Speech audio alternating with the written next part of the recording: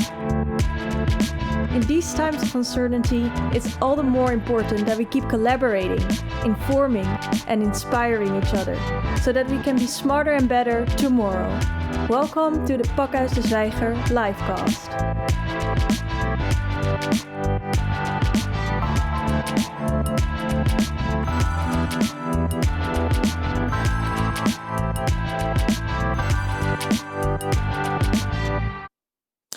Good evening, everybody. My name is Jurgen Chonafong, and I will be your moderator tonight for the 4th edition of We Make the City Reset, the program where we research if the crisis that we're in right now can be used not only as a temporary stop, but also to change fundamentally broken systems radically. Tonight we will research if the corona crisis is just a final rehearsal before the climate change crisis, before the climate change hits. Can we still turn the tide, or are we doomed? Well, tonight we'll talk to Eva Rovers, writer, editor of the book Nu het nog kan, in English, Now We Still Can, While We Still Can. And the book is a collection of essays on the ways to turn around climate change. Renowned authors like Jan Terlouw, Raworth and Bahah Tarawally contributed to the book. Tonight, Eva will be our main guest, but we will also be joined by 2 other guests through Zoom. That's Anna Selden. She's the former national facilitator for Extinction Rebellion in the Netherlands. And we will also be joined by the wonderful David Van Reybrouck, the Belgian author of books like Congo and Tegen Verkiezingen. Thank you at home for joining us either through Facebook, through the Pakhuis de Zwijger website, through Zoom or Salto TV. If you join us through Zoom, you can join in the conversation through the chat function. If you pose a question there and the name that you would like to ask the questions to, I will do my best to include it into the conversation. Now, let's start with a short program and a short presentation by our main guest of the evening. She's an author and biographer with a special love for rebels. Today she'll talk about the new resets we need as described in a new book, Nu het nog kan. Please, a warm welcome for Eva Rovers. The floor is yours. Hello, Eva. You're greeted by silence. Usually we've got a full audience here that would welcome you with an applause, but you have to do it with me for now. So thank you so much. And the floor is yours. Thank you. The last few weeks, we all rediscovered something. We remembered how we need the touch of other people.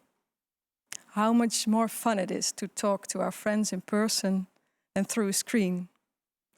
We discovered the value of our freedom, which we had always taken for granted. We realized that our country's strength is not defined by its economic growth or by its bankers, but by its healthcare workers, its teachers, and by the countless people in distribution centers who make sure we can still buy our food and our toilet paper, even though the world has come to a halt. We rediscovered what is truly important. But we also discovered fear. Fear for something we cannot see, we cannot hear, or cannot touch. We discovered that a crisis may affect everybody, but it doesn't mean that it affects everybody equally. And we discovered that everything is interconnected. Not in some vague, abstract manner, but very real, very palpable. One tiny organism has shown us that we are connected with total strangers in the street, through the air we breathe and through the fear that we share. This pandemic has shown us that we are connected with people on the other side of the planet that we have never met. That we are connected with animals, with microbes, just as much as we are connected with the canals in Venice and in Amsterdam that are bluer than before, just as the skies above our cities are bluer than they ever were. In short, we discovered that we are human and that we are part of one big ecosystem that we call planet Earth. We paid a heavy price for this discovery. Death, disease, loneliness, unemployment, recession, uncertainty. When I joined Extinction Rebellion last fall, Corona was just a nice cold beer. It was the first time I joined a movement. I am kind of an Einzelgänger, so I never really had it for group gatherings. And to make matters worse, I'm a writer, so the best place I can be is at home, sitting alone behind my computer. I used to write about history, but the last few years the present became so loud and so disturbing that I had to write about what was going on today. There was no escaping a sense of powerlessness, hearing about climate change, hearing how we every year were using more oil, more gas, while at the same time polluting the oceans and destroying forests. It became more and more frustrating to see how profits had become far, far more important than people and planet. How economic prosperity for a small group eclipsed the human living conditions for a very, very large group. I wrote about how we all were sucking the life out of Earth with our overconsumption, and how we were sucking the life out of ourselves by letting neoliberalism reduce us to nothing more than consumers. But soon I realized it was not enough to sit alone and write something. You can't change the world by yourself. You really can't. You need to team up, to work together, to combine as many voices as possible. Only together you can turn those small waves into the very big ones that are needed for a system change. And so I joined Extinction Rebellion, a peaceful movement of citizens who, just like me, worry about the climate crisis and who urge their governments to take adequate action. Extinction Rebellion started in the UK in 2018 and quickly grew into a worldwide movement with hundreds of groups. Pretty soon, I heard about the idea to publish a book. At first I was surprised that this highly digitized, online organized movement would see any use in something as old-fashioned as a book. But they did. They wanted to make a book that would be available to everybody. A book that would explain why climate change affects everybody. But even more, help people to do something about climate change by giving their tips, information and inspiration. Or, as we put it in the book, we want to provide your mind with knowledge, your heart with fire, and your hands with the instruments to take action. And we decided that we would build the book around the 3 demands of Extinction Rebellion. Tell the truth about how urgent the climate crisis is, act now to halt biodiversity loss and reduce carbon emissions, and let people decide which measures should be taken. The first thing we did was to make a wish list of people we would like to contribute to the book. Perhaps one of our favorite writers, Jan Terlouw, would be willing to write something. He had been an avid supporter of the government to make serious business of climate policy. Or perhaps even Marjan Minnesma, who so boldly took the Dutch government to court. Or philosophers like René ten Bos, who wrote about extinction. Professors like Jan Rotmans or Klaas van Egmond, who had mind-blowing ideas, but very realistic ones, on how to transform society and the financial system. Or Kate Raworth, who wrote about the donut economy. Vandana Shiva, who has inspired people from all over the world with her fight for food justice. Or David Van Reybrouck, who wrote about ways to involve people in political decision-making. Or Mitchell Isaias, who may be able to connect our colonial past to the climate crisis. To our great astonishment, they all, and even more, said yes. Pretty soon, we also found a publisher, De Bezige Bij, who felt the same urge as we did and was willing to publish the book without any profit, so we could keep the price low and make it available to a very wide audience.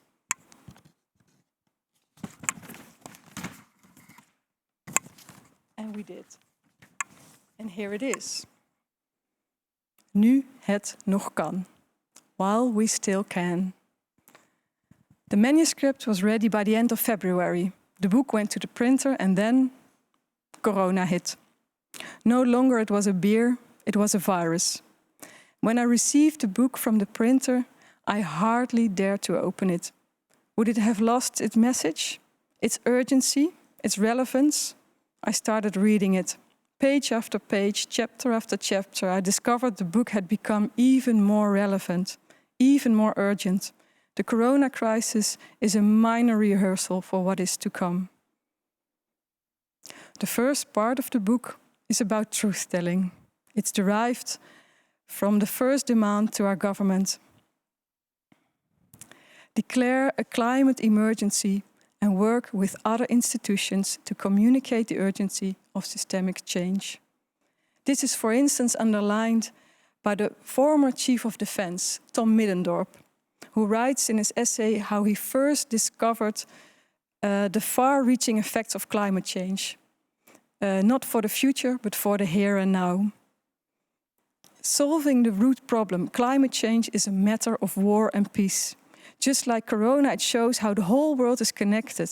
Our carbon emissions lead to global warming, which lead to water scarcity, which lead to conflict and war. Our government should talk in these terms about climate change. It's a matter of geopolitical importance and nothing less. But there's an advantage over corona. Nobody, no country was prepared for corona and the crisis it brought. But we still have time to prevent a much bigger climate crisis, which leads to the second part of the book and the second demand. Act now. Take the necessary steps to tackle this global crisis. We need change. We need to change how we produce and use energy, how we inform our people, how we can produce our... we need to change our ideas about economic growth. Corona has shown us how we depend on food from all over the world, and that can be organized in a much more efficient way that can feed the world and at the same time keep the planet healthy. And then the third demand. Let citizens decide. Corona has forced us to take a step back. It has forced us to travel far less. It has forced us not to fly, not to take a vacation. It has forced us to consume less. But there are other ways to make sure that we take a step back. That we take a step back the way we want or the way we think is reasonable. There are other ways to produce less pollution, but we have to know about them, talk about them.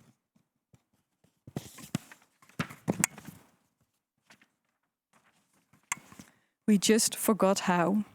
We outsourced politics to politicians. We think our only voice is the vote we cast in the ballot box. No, democracy is so much more than elections. Imagine what it would be like if we could help politicians make those difficult decisions about climate measures. We can, through citizens' assemblies, everyday people from all walks of life, help politicians to make decisions and help them see beyond their next election campaign. In a democracy, every voice should count, and if everyday people can work through their differences, then government should follow their lead. Just like corona, the climate crisis is a crisis that will affect everybody. Let's not be unprepared. Let's make a plan and take action, starting by realizing that we are all connected, that we citizens are even connected to politicians. We all have a voice. Let's use it to demand a national citizens' assembly and start talking with each other instead of to each other. As citizens, let's help politicians make the most important decisions of this century. Thank you. Thank you so much, Eva. A very exciting speech and an interesting call to action where we need to change things radically. That's the plan. I would like to start with a final point that you made, and we'll talk about that later on with David Van Reybrouck as well. But it's the Citizens' Assembly. It's giving responsibility to the citizens and not taking it away, but having politicians function in another way. Are people ready to take that responsibility on them? Because the cliches everybody only thinks about their own, good, and it's really difficult to think to see the broader picture. What's your vision on that? Well, experience shows, because citizens' assemblies are not new. There are citizens' assemblies being organized right now in the UK and in France regarding climate change and regarding those very difficult questions on what measures to take. But also citizens' assemblies that took place earlier, for instance in Ireland, on gay marriage. They show that people, even people who consider themselves not to be very politically engaged or perhaps not even interested in the subject, they take their task very seriously because they are taken seriously. They are asked to make difficult decisions. They are asked to be informed, to discuss with each other. They are taken seriously, and they take that responsibility very seriously. So experience shows that people are very much willing to do that, yes. But isn't a referendum in that sense enough? No. Why not?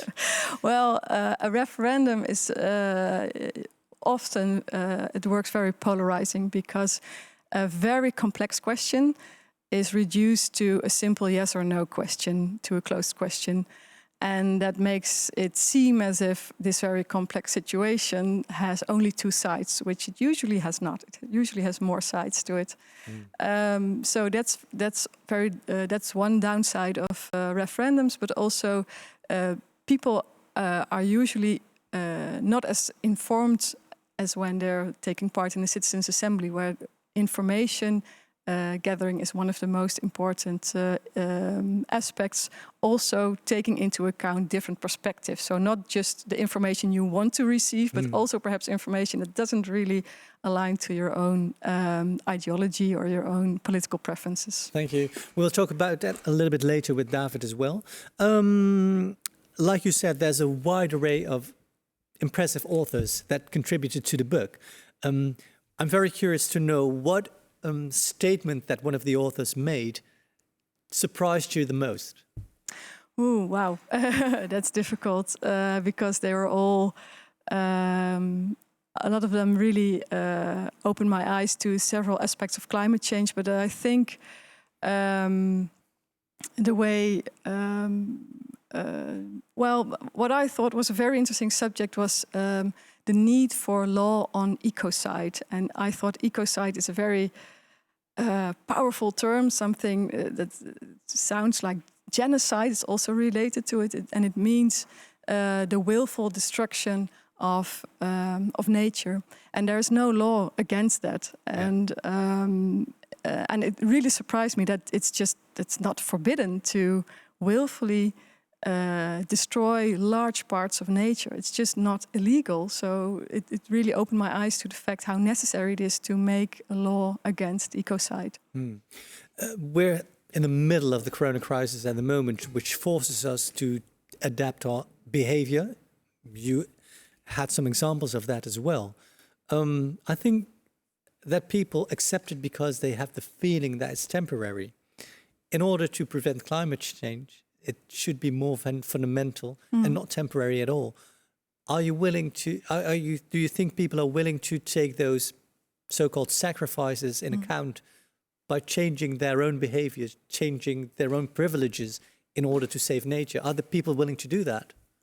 I think when they are involved in the process to do that they are, and when it's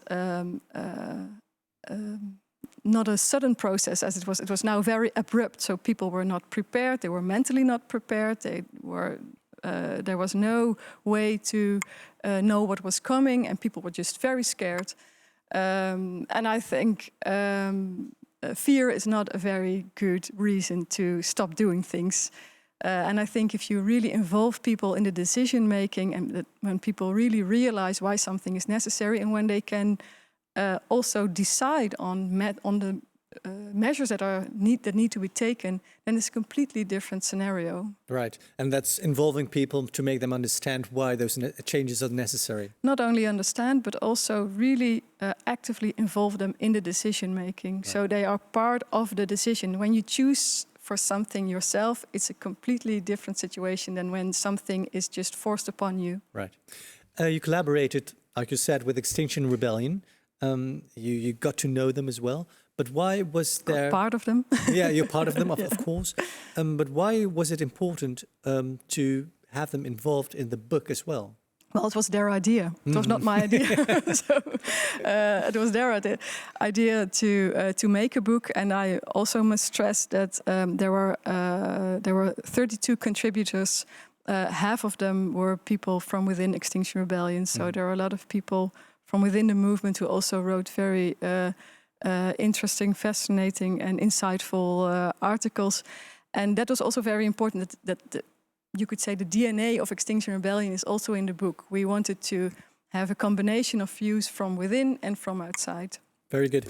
Just a technical thing, you're using 2 microphones at the moment as well. Oh, you only need to have one. Well, I'll choose that one, I guess. Very good. Anna Selden, you joining us through Zoom. You're part of Extinction Rebellion as well. You were the former, I have to have it correctly, you're the former national facilitator of Extinction Rebellion. Every 6 months, the facilitator changes. So you had to step down. Isn't that correct? Yeah, correct. Thanks for having me. Yeah. Welcome to you as well. I would like to start with a question from the audience right away for you both, Anna and Eva. It's a question by Barbara Rivelli, and the question is, shouldn't we actually think of an international assembly? Because do you think that climate change can be addressed on a national level? Anna, can I start with you? What do you think about that?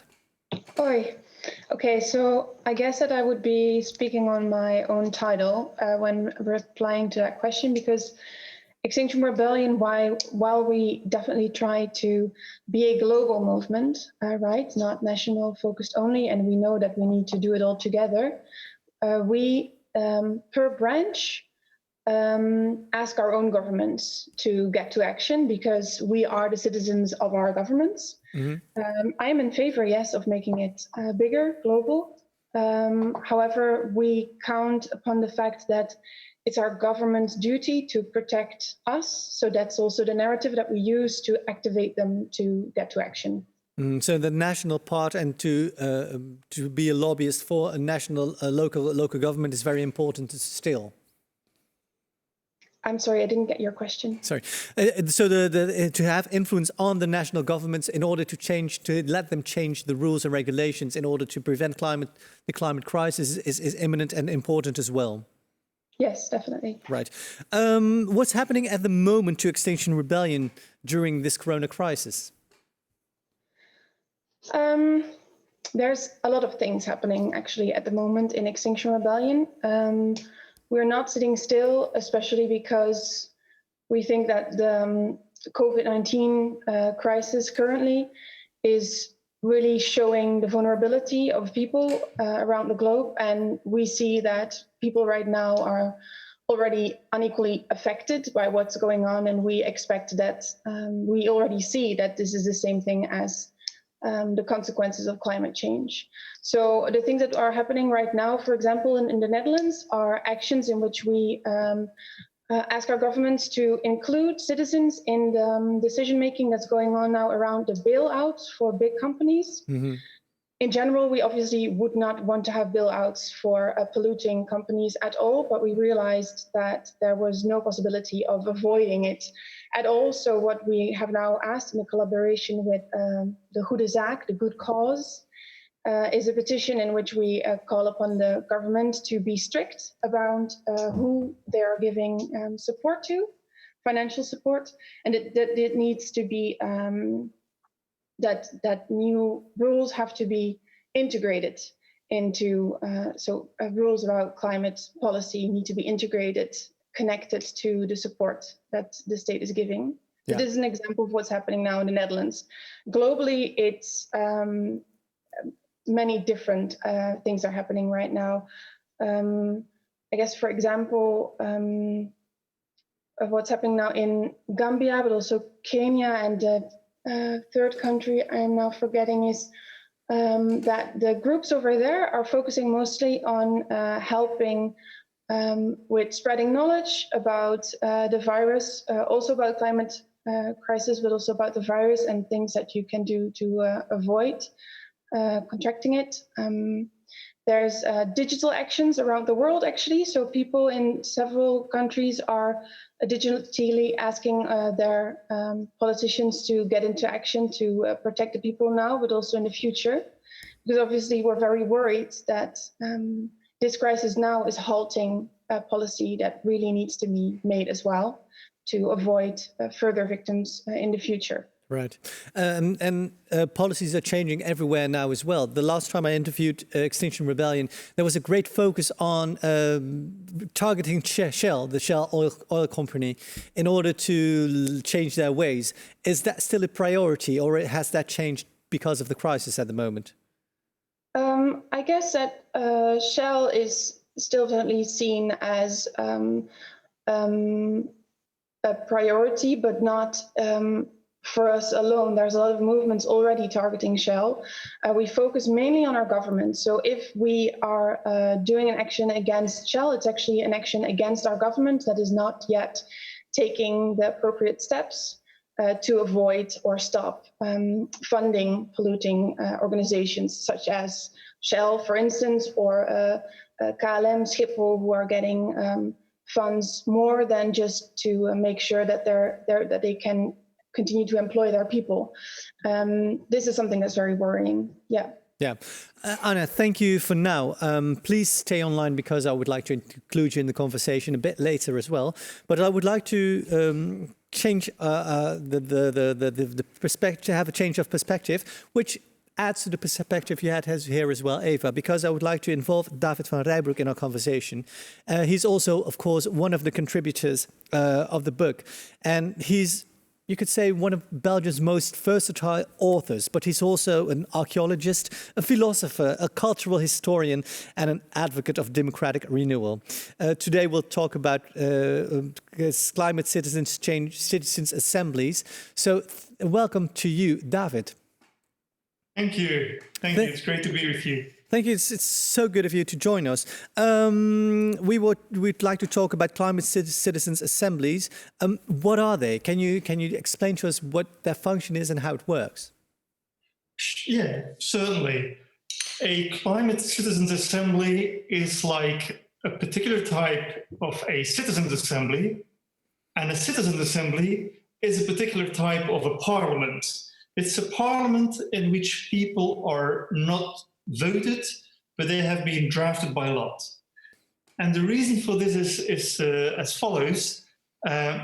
Democracies are societies that try to run themselves, but it's quite difficult, like in a country like the Netherlands, to run yourself with 16 million people at the same time. 17 at the moment. Well, 17, so right.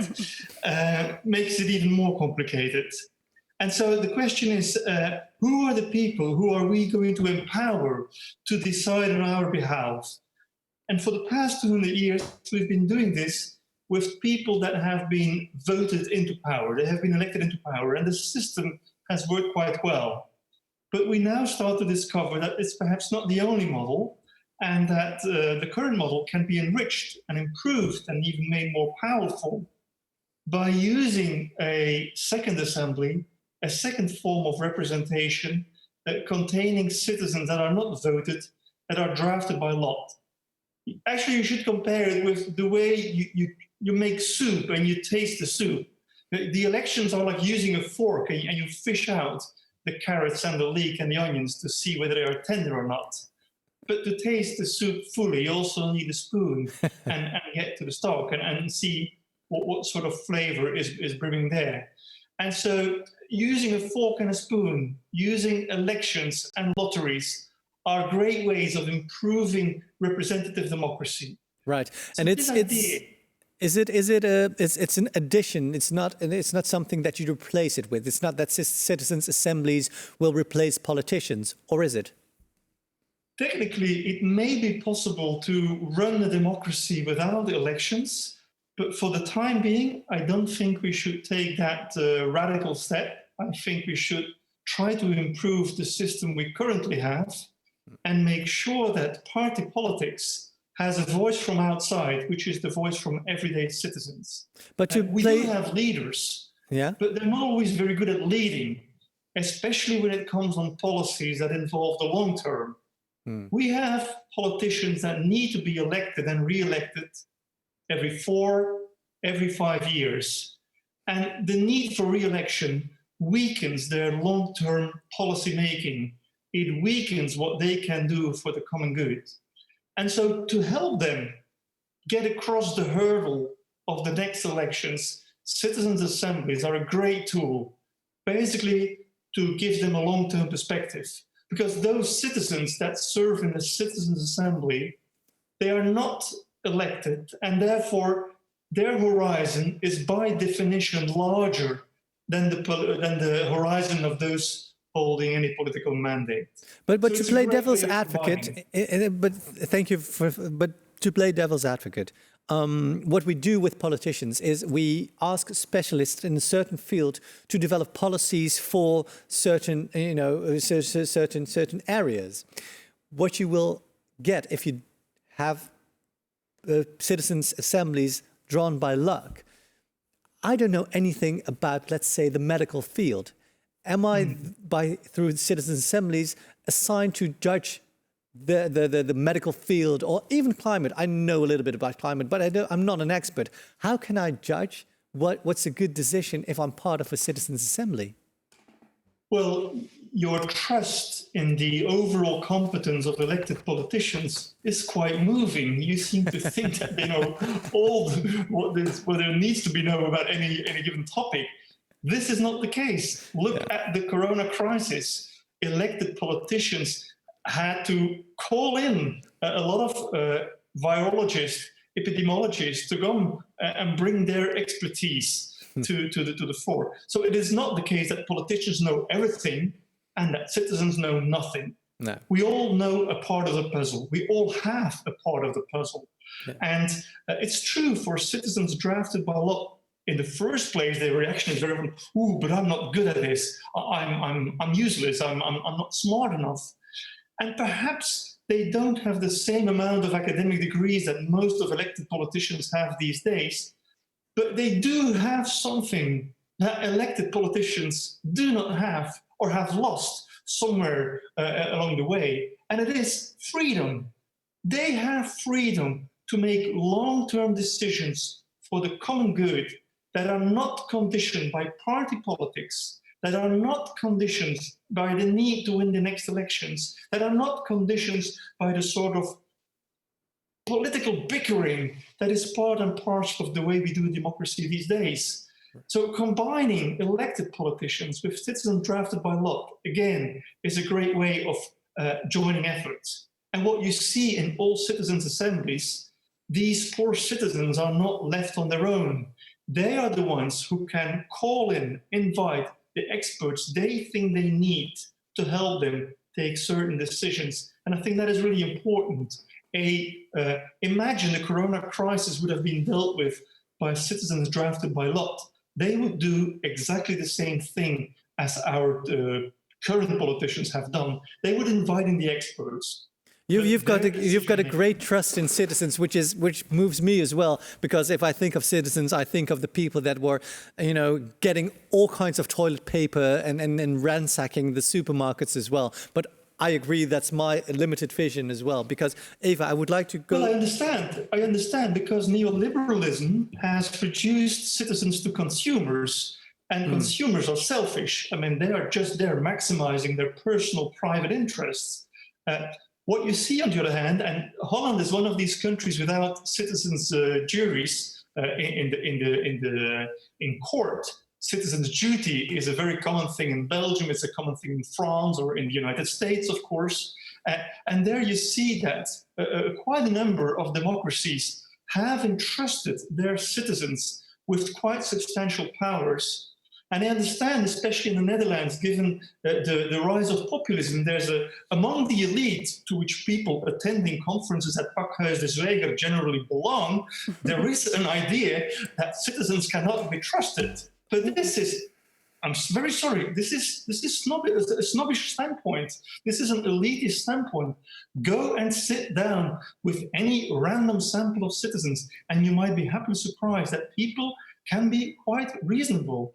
I did agree with you. He gave the title to his latest book, that the meeste mensen deugen, and this counts of course, very much so. I did agree with you. I did agree with you until you mentioned the judicial system in the United States, because I don't know that the the judicial system where juries have so much power effectively has got a better result than the court system that we have here, where we have the responsibility connected to judges who are supposed to take decisions that are well-based. And I think the judicial system is not something that can always be left over to the people, so to speak. But the word is always. This is the word you use.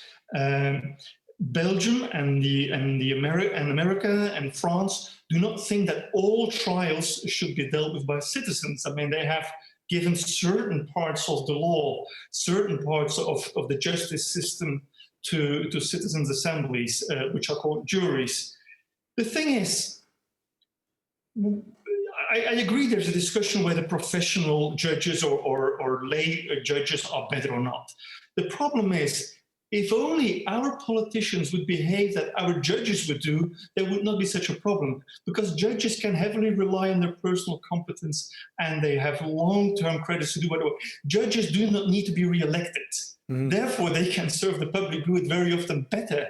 And that's also why judges in the Dutch case have decided that citizens were right. I mean, Marian Minnesma's name was just mentioned. The epoch-making Urgenda court case was so important in that judges there basically condemned elected politicians and said that citizens were right in calling their politicians and bringing their politicians to court to talk about their far-going neglect of the climate crisis. Right. How can we ensure that if you talk about citizens' assemblies, that it's really an inclusive group of people that can be involved in it? Now, that is obviously a crucial question. Holland, a year ago, has published a book called, I'll show you here, Lage Drempels, Hoge Dijken.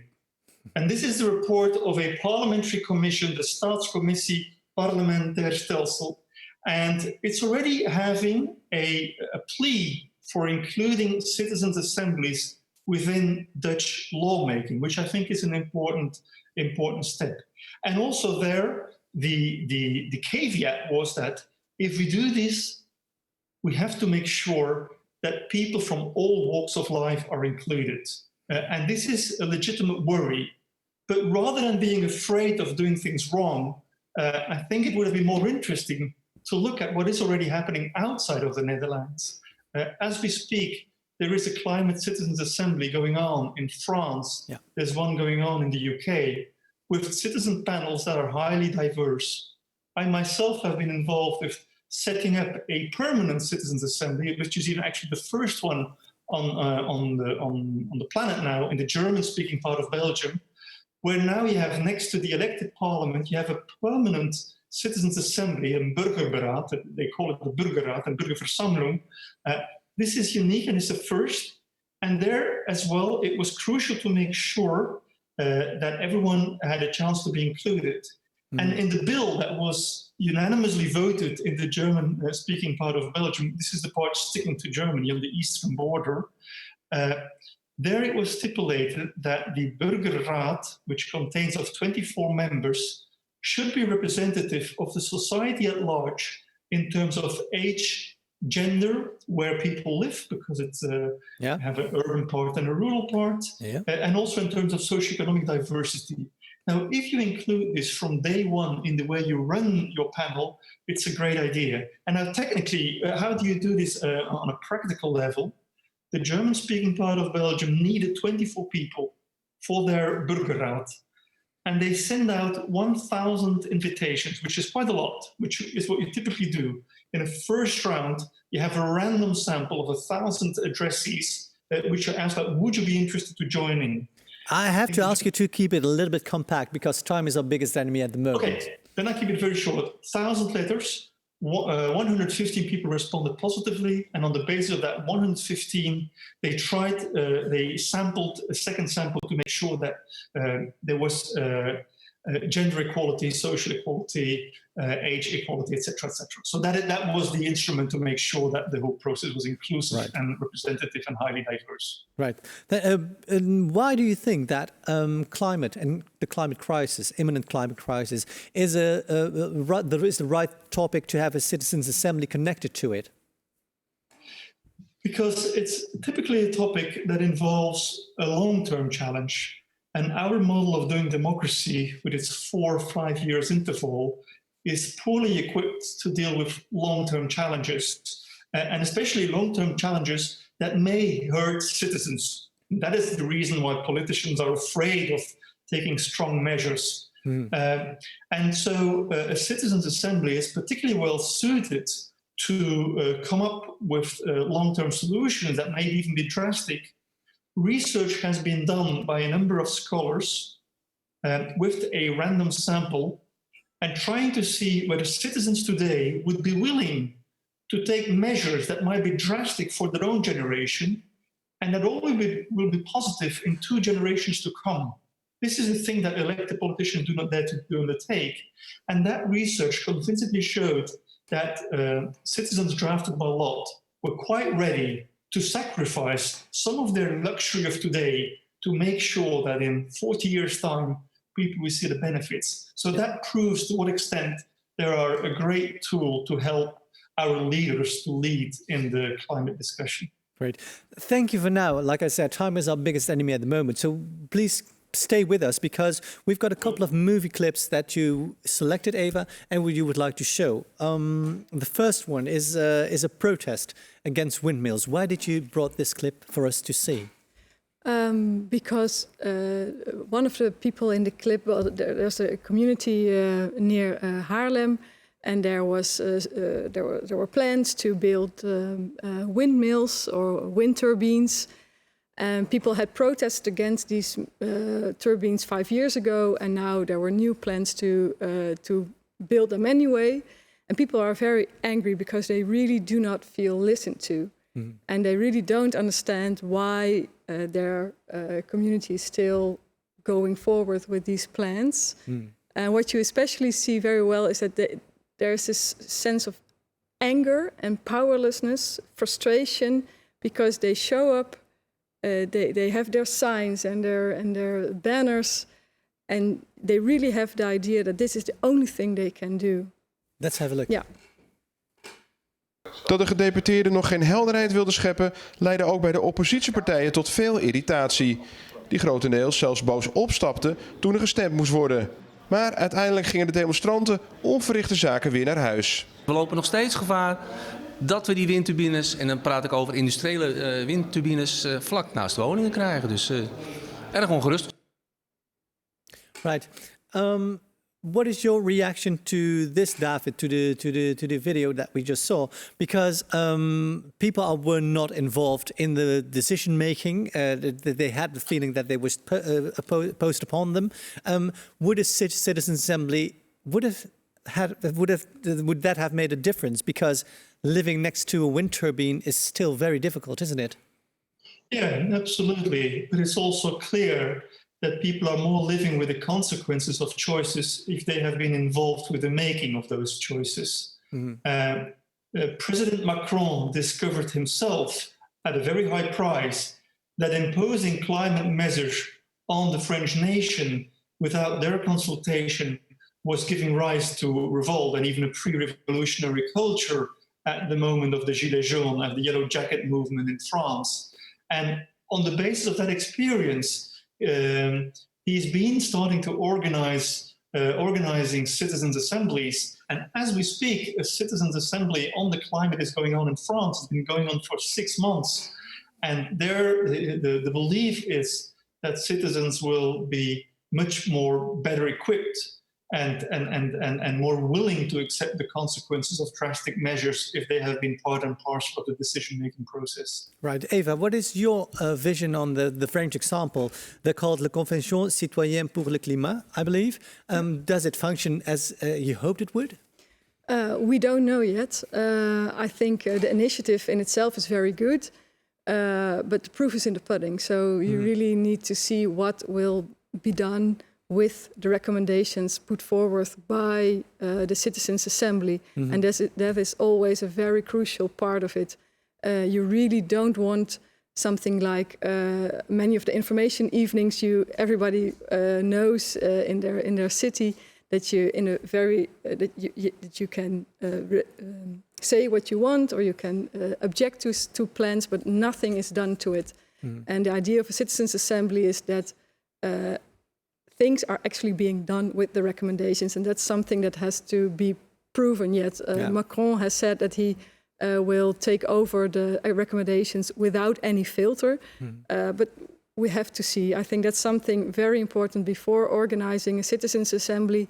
The government has to be committed to the results, and you can put a percentage on it. You can say if 80% of the Citizens' Assembly agrees on these recommendations, then the government will take them, will impose them, something like that. So you have to know upfront what will be done with the recommendations. Exactly. I can imagine that. There's a question from the audience as well, posed by Merlijn Twaalfhoven. The example sounds exciting and positive. Are there ways or reasons the Citizens' Assembly can fail to deliver? What do you think about that?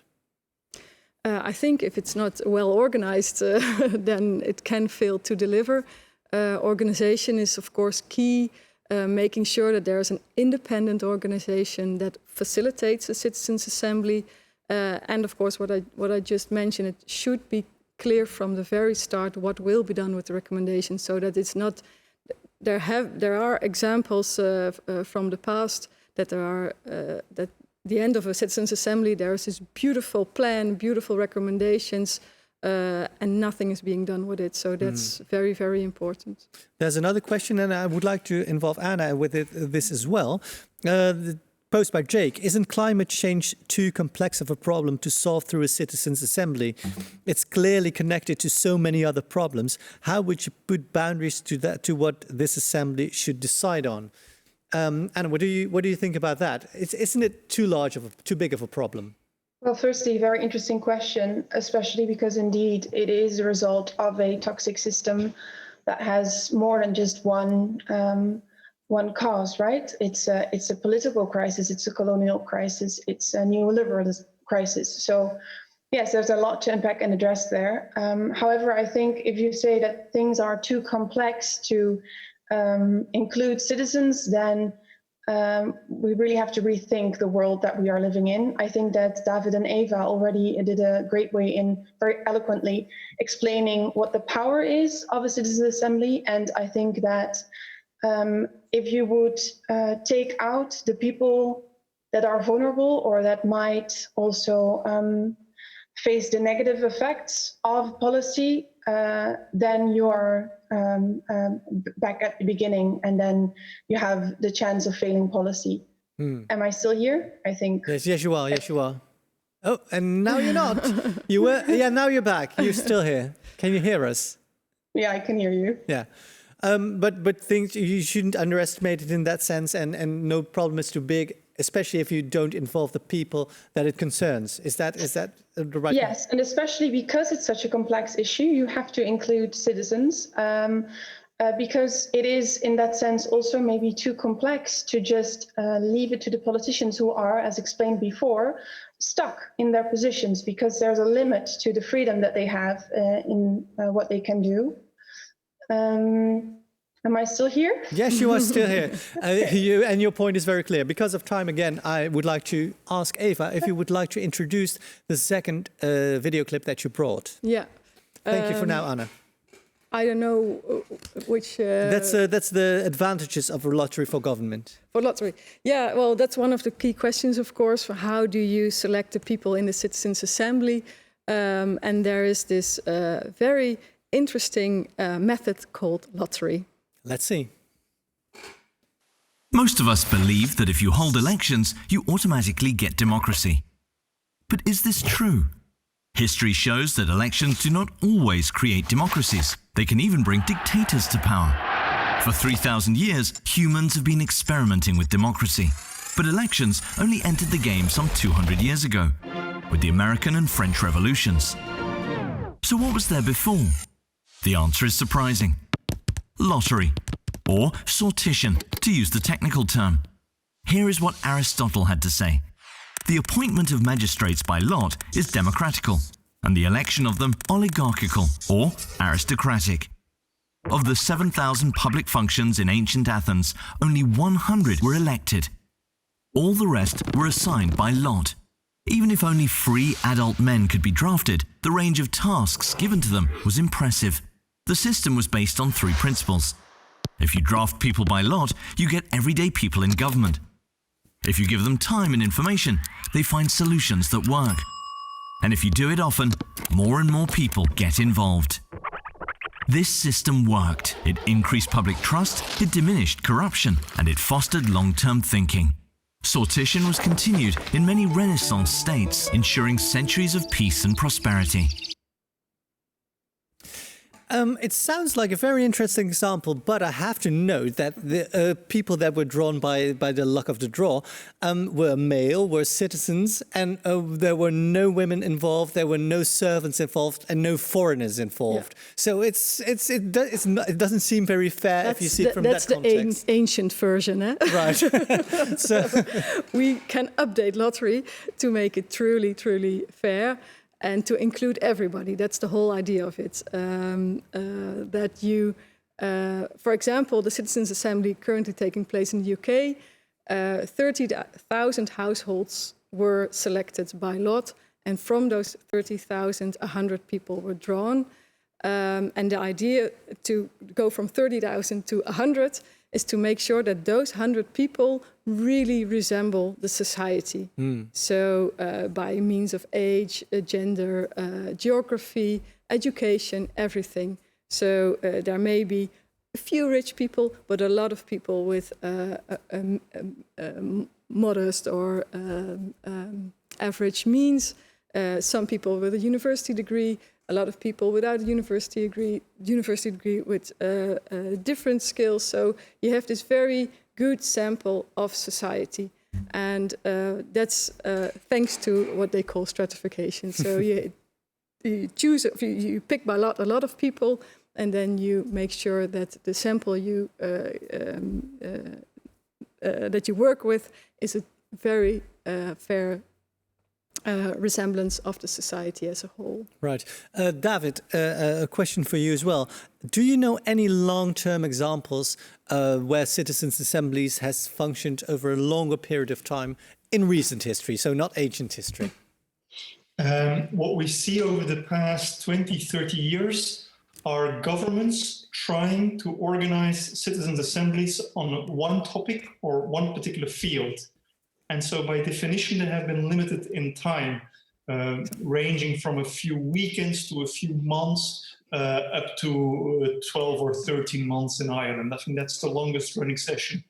The longest one, and which means 12, it doesn't mean that people come together for 12 months uninterruptedly. They would typically meet each other one weekend per month.